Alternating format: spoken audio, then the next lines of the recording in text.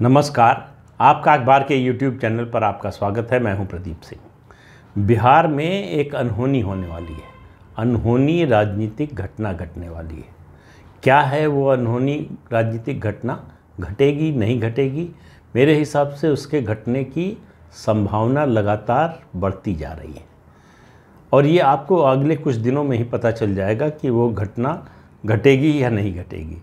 लेकिन उससे पहले ज़रा एक मिनट नीतीश कुमार के बारे में बात कर लेते हैं। नीतीश कुमार ऐसे नेता हैं जो हर समय सौदेबाजी की मुद्रा में रहते हैं।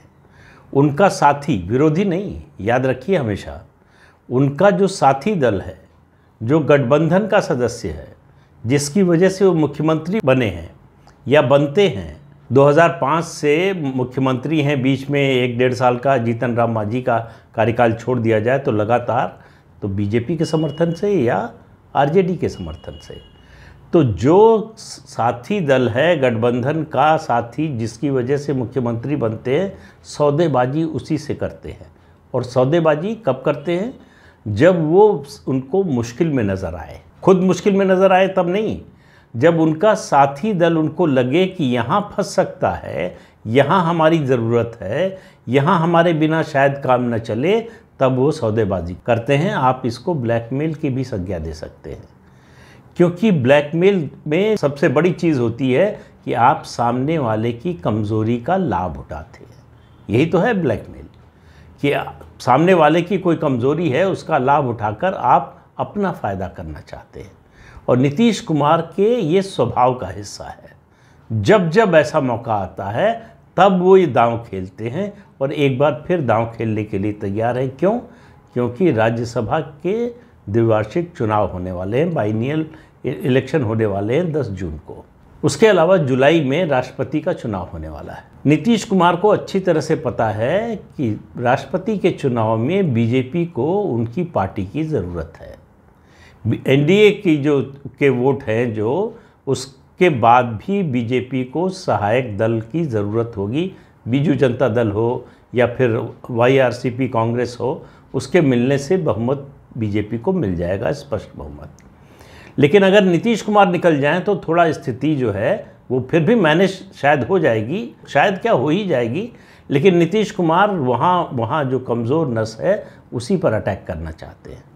तो वो राष्ट्रपति चुनाव से पहले उनको लग रहा है कि जितना ब्लैकमेल करना है, जितनी सौदेबाजी करनी है, उससे पहले कर लो, उसके बाद फिर बीजेपी हाथ में नहीं आएगी। तो वो कई दाव एक साथ खेल रहे हैं। पहले इफ्तार में गए तेजस्वी यादव के, राबड़ी देवी के घर, उसके बाद फिर तेजस्वी यादव से अकेले में लंबी बातचीत की।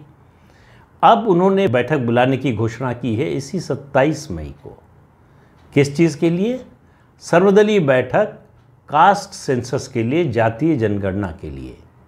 अब इस मुद्दे पर वो बहुत पहले बोल चुके हैं, लेकिन उसके बाद से उन्होंने इसको ठंडे बस्ते में रखा हुआ था कि मौका आएगा तब इस्तेमाल करेंगे।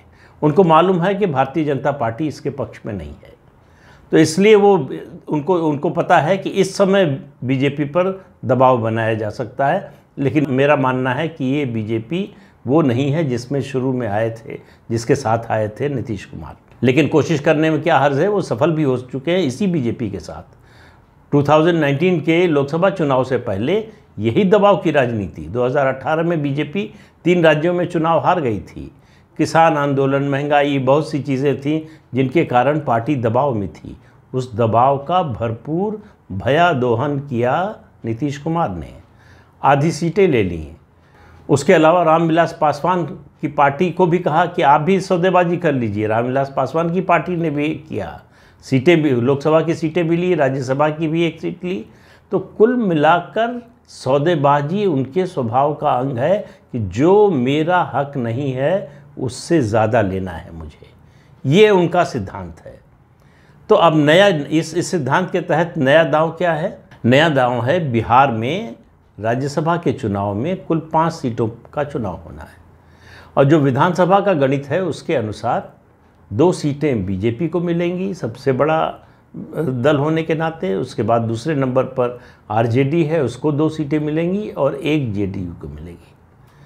अब नीतीश कुमार को मालूम है कि 1 से ज़्यादा नहीं मिल सकती, तो वो 2 चाहते हैं। तो इसलिए उन्होंने ये तय किया कि केंद्रीय मंत्री और जेडीयू के पूर्व अध्यक्ष और उनके सबसे करीबी आरसीपी सिंह, उनका कार्यकाल राज्यसभा का जुलाई में ख़त्म हो रहा है, तो वो अपने कोटे से आरसीपी सिंह को टिकट नहीं देना चाहते। अब आप इस गणित को समझिए कि अगर बीजेपी चाहती है कि आरसीपी सिंह बने रहे मंत्री केंद्र में, तो बीजेपी अपने कोटे से उनको टिकट दे। ये उनका दांव है, इसलिए आरसीपी के बारे में वो कुछ नहीं बोल रहे हैं। पूछा जा रहा है तो नहीं बता रहे हैं। आरसीपी सिंह का थोड़ा सा अतीत बता दें, वो यूपी कैडर के आईएएस अधिकारी हैं। नीतीश कुमार जब रेल मंत्री थे केंद्र में, तब उस समय उनको मिलवाया था आरसीपी सिंह से समाजवादी पार्टी के नेता बेनी प्रसाद वर्मा ने। तीनों सजातीय मिले और उसके बाद आरसीपी और नीतीश कुमार का जो साथ बना, तो वो अभी तक बना हुआ है, लेकिन बना रहेगा ये कहना मुश्किल है।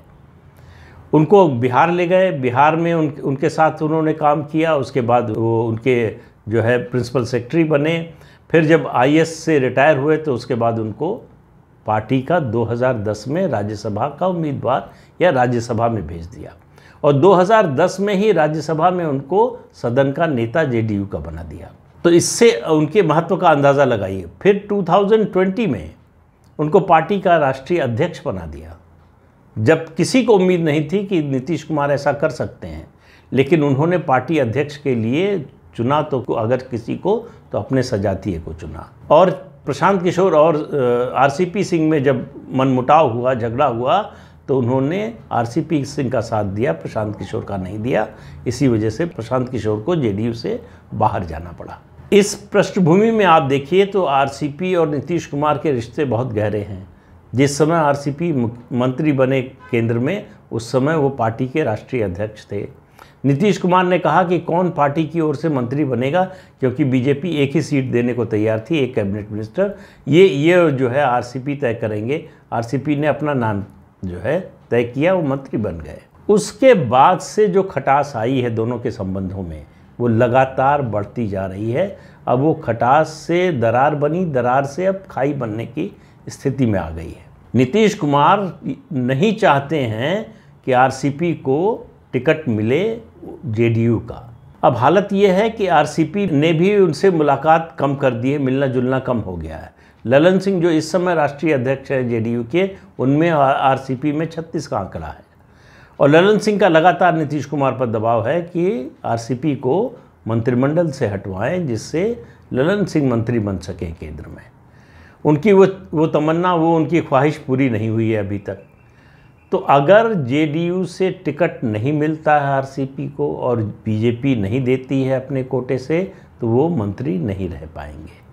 आरसीपी पिछले दिनों जो इफ्तार लिया, ये सब गए नीतीश कुमार, उनमें से किसी कार्यक्रम में आरसीपी नहीं गए। पिछले एक हफ्ते से आरसीपी पटना में थे, लेकिन नीतीश कुमार से मुलाकात सिर्फ एक सार्वजनिक समारोह में हुई दोनों की। इससे दूरी का आप अंदाज़ा लगा लीजिए, दरार का जो खाई बनने जा रही है उसका अंदाज़ा लगा लीजिए कि दोनों के संबंध क्या है। और आरसीपी की लगातार भाजपा से नज़दीकी बढ़ती जा रही है, ये भी गवारा नहीं है, मंजूर नहीं है नीतीश कुमार को। इसलिए बहुत नाराज़ हैं, लेकिन कुछ बोल नहीं रहे हैं। उनको मालूम है कि उनका मौका आया है, बार्गेनिंग का, सौदेबाजी का, ब्लैकमेल का समय आ गया है, तो इसलिए उन्होंने अपना दांव खेल दिया है। आरसीपी मंगलवार की शाम को पटना से दिल्ली लौट आए, और उससे पहले जो हुआ वो आपको बिल्कुल स्पष्ट कर देगा कि इन दोनों नेताओं के संबंध कैसे हैं। आरसीपी ने अपने ट्विटर हैंडल से नीतीश कुमार की फ़ोटो हटा दी, जेडीयू का नाम भी हटा दिया, केवल प्रधानमंत्री की फ़ोटो है। उसमें जिक्र केवल इतना है कि वो पूर्व आईएएस अधिकारी हैं, जेएनयू से पढ़े हैं, इससे ज़्यादा कुछ नहीं है। जेडीयू के बारे में एक शब्द नहीं है। तो सवाल ये है कि क्या आरसीपी ने जेडीयू से नाता तोड़ लिया है? मैं जो कह रहा था शुरू में, मैंने कहा अनहोनी होने वाली है, वो ये एक केंद्रीय मंत्री, एक पार्टी का प्रतिनिधि, अब वो पार्टी जो है उसको राज्यसभा में भेजना नहीं चाहती, इसलिए मंत्रिमंडल में रखने के लिए अगर टिकट आरसीपी को मिलेगा तो वो जेडीयू के को वो कोटा नहीं दिया जाएगा, मुझे लगता है वो बीजेपी के कोटे से होगा। इसका संकेत आरसीपी ने दे दिया है कि वो बीजेपी के साथ जाने के लिए तैयार है। नीतीश कुमार को डर ये भी है कि आरसीपी जेडीयू में तोड़फोड़ की कोशिश कर रहे हैं, जेडीयू को तोड़ने की कोशिश करेंगे। जेडीयू में आरसीपी का प्रभाव है, क्योंकि जब टिकट वितरण हुआ, जब चुनाव हुए विधानसभा के, उस समय उनकी स्थिति बहुत मजबूत थी। वो नीतीश कुमार के आंख कान थे, उन्हीं की आंख से देखते थे नीतीश कुमार और उन्हीं के कान से सुनते थे। अब दोनों बंद कर लिए उन्होंने। तो अनहोनी ये होने जा रही है कि एक मंत्री जो दूसरे दल का नेता है, वो मंत्री बने रहने के लिए उसको अपनी पार्टी बदलनी पड़ेगी। हालांकि आप कह सकते हैं इसकी तुलना जो है सुरेश प्रभु से कर सकते हैं, लेकिन उनका मामला थोड़ा अलग था, क्योंकि शिवसेना नहीं चाहती थी कि उनके कोटे से सुरेश प्रभु मंत्री बने। इसलिए बीजेपी ने शिवसेना से उनको इस्तीफा दिलाया, फिर बीजेपी का सदस्य बनाया, फिर उनको राज्यसभा में लाए और उसके बाद उनको जो है मंत्री बनाया।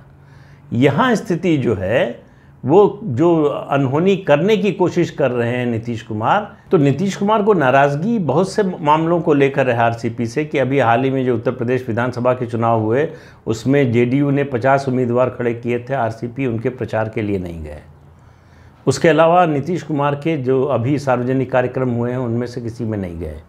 फिर उनका जो सबसे इस समय प्रिय विषय हो गया, उनके प्रिय विषय बदलते रहते हैं। अब उनका जो है स्पेशल स्टेटस वाला जो मुद्दा है, विशेष दर्जा बिहार को दिया जाए, वो पीछे चला गया है, बैक बर्नर पे चला गया है। अब जातीय जनगणना का मुद्दा ऊपर आ गया है। तो जातीय जनगणना के मुद्दे पर भी आरसीपी और नीतीश कुमार में मतभेद हो गए हैं। आरसीपी का कहना है कि जातीय जनगणना की कोई ज़रूरत नहीं है, जाति का मामला धीरे धीरे कमज़ोर पड़ रहा है, इस पर ध्यान नहीं देना चाहिए, इसको ये जातीय जनगणना नहीं होनी चाहिए। तो कुल मिलाकर ये जा रहा है, जो मुझे लग रहा है, जो आरसीपी के ट्विटर हैंडल से संकेत मिल रहा है, वो ये कि आरसीपी भारतीय जनता पार्टी में शामिल हो सकते हैं। होंगे कि नहीं मुझे नहीं मालूम, लेकिन नीतीश कुमार का ये दबाव काम आएगा और बीजेपी अपनी एक सीट जेडीयू को दे देगी, जिससे जेडीयू अपने कोटे से दूसरी सीट पा जाए और उससे आरसीपी को भेजे। इसकी संभावना मुझे कम लग रही, लेकिन राजनीति में कुछ भी असंभव नहीं होता। ये इस पर निर्भर करेगा कि बीजेपी कितना दबाव में है और कितना दबाव स्वीकार करने को तैयार है, और वो नीतीश कुमार की इस सौदेबाजी में, इस ब्लैकमेल के आगे कितना झुकने को तैयार है। अगर बीजेपी झुक गई तो राज्यसभा में जेडीयू के 2 सदस्य जाएंगे, अगर नहीं झुकी तो आरसीपी बीजेपी के सदस्य के रूप में राज्यसभा में जाएंगे। तो इंतज़ार कीजिए, अभी ज़्यादा समय नहीं है। मंगलवार से राज्यसभा चुनाव के लिए नॉमिनेशन शुरू हो गए हैं और 31 आखिरी तारीख है नॉमिनेशन की। तो उस 31 तक तो तय हो ही जाना है कि ऊँट किस करवट बैठना है। तो आप देखिए नीतीश कुमार की ये सौदेबाजी, ये चालबाजी, ये ब्लैकमेल, इसको कामयाबी मिलती है या नहीं मिलती है, इस पर निर्भर करेगा कि बिहार की सरकार का भविष्य क्या होगा, राज्य सरकार का, नीतीश कुमार का राजनीतिक रास्ता अगला क्या होगा, ये भी तय करेगा। ये बीजेपी और जेडीयू के संबंध कैसे होंगे, ये भी इससे तय होगा।